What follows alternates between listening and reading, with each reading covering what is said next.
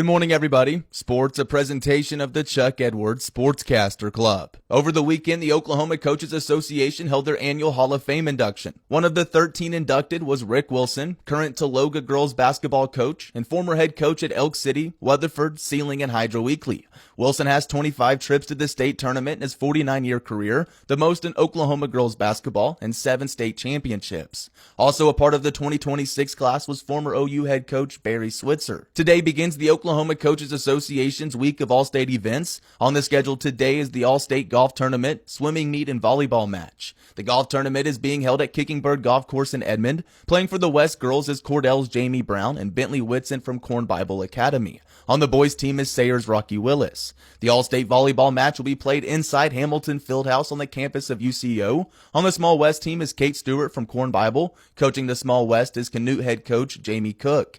Tomorrow, the all-state tennis match and girls basketball games will be held. Saturday in Lincoln, Nebraska was the championship round of the National High School Finals Rodeo. 44 from Oklahoma were there to compete. From Geary was Shay Griswold. She placed 14th in the girls cutting. Mason Smith from Colony finished 10th in the boys cutting. And Lawton's Briar White claimed the national championship in the tie-down roping. As the 2026 college football season approaches, fans and broadcasters alike will need to become acquainted with the few rule changes, says Commissioner of the Great American Conference, Will Pruitt. Offensive pass interference, it's a 10-yard mark-off this year.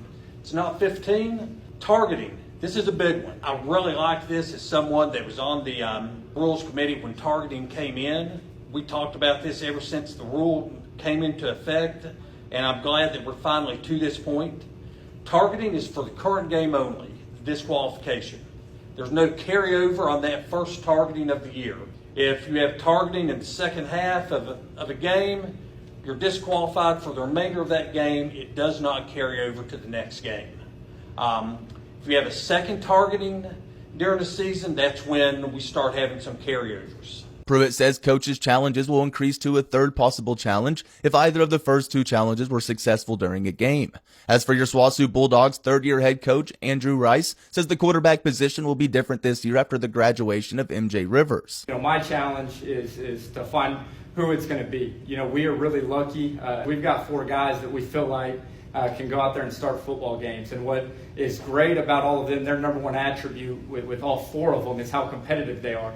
And something that I'm really proud of is that it's a really healthy competitiveness. There's great relationships in that room that they have fostered, being around one another, that they don't let that get sidetracked by the competition. Because at the end of the day, you can ask all of them, their most important thing, their biggest goal is for us to go win as a program. The Bulldogs head to Russellville, Arkansas, September 3rd to open the season with Arkansas Tech. With a look at state sports, here's Dave Lanning. Jordan Burke scored 16 points to lead 5 OSU Cowboys in double figures as Oklahoma State opened its 3-game foreign exhibition tour with a 94-88 win over Puerto Rico Fuerza last night. Fuerza, a select team featuring players from Puerto Rico's top pro league. Meanwhile, Bedlam basketball continues with a men's and women's doubleheader at the Paycom Center in Oklahoma City on December 12th. OU swept last season's doubleheader in Oklahoma City, extending its winning streak to 4 straight games in the men's series, 7 straight in the women's. Dave Lanning on the Radio Oklahoma Network. And that's sports for your Monday morning. It's a presentation of the Chuck Edwards Sportscaster Club. Catch the Western Oklahoma Sports Podcast on Spotify, YouTube Music, Apple Podcasts, or Right.Media.